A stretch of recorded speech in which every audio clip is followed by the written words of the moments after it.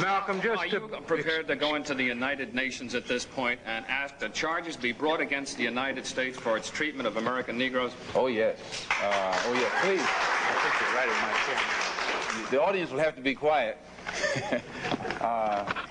Yes, as I pointed out when I was during my traveling, that nations look, African nations and Asian nations and Latin American nations look very hypocritical when they stand up in the United Nations condemning the racist practices of South Africa and that which is practiced by Portugal and Angola, and saying nothing in the UN about the racist practices that are manifest every day against Negroes in this society.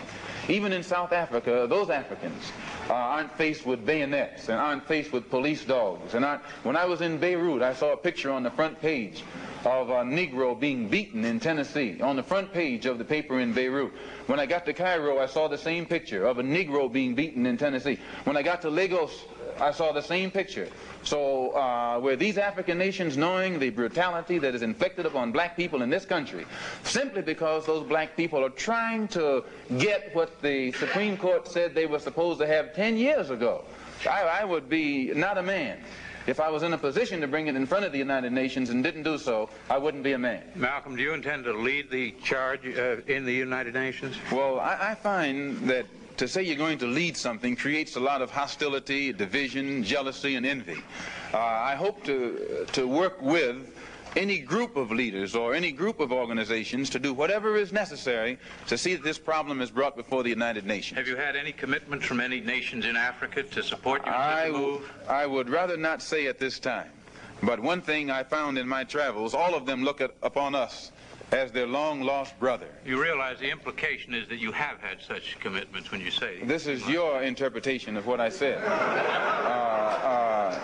One thing that I found in all of my travels was that all of the Africans, not only Africans but the Asians and the Muslims, look upon us as their long-lost brothers. And America had actually tricked many of them into a hands-off policy by giving them the impression that she was honestly trying to do something to solve the problem. My argument over there was designed to prove that it is impossible for the United States government to solve the race problem. It's impossible for a government which has 16 senatorial committees, over which 10 are chairmaned by Southern segregationists, and 20 congressional committees, over which 12 are chairmaned by Southern segregationists. This is a segregationist, racist government that's controlled by people from the South. They can't solve the race problem. Do you intend to take any part in the political campaign this fall? We intend to take part in everything that will get results at eliminating the injustices that our people are confronted with in this country. Politically, economically, anything. Will you support candidates of either of the two parties? We'd rather not say at this time. Are you prepared to work with some of the leaders of the other civil rights organizations? Certainly.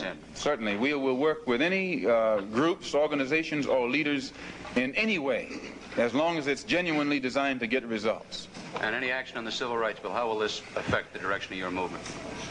Any action on the civil rights bill? Well, I'm surprised that all of these civil rights groups combined haven't converged on Washington long before now.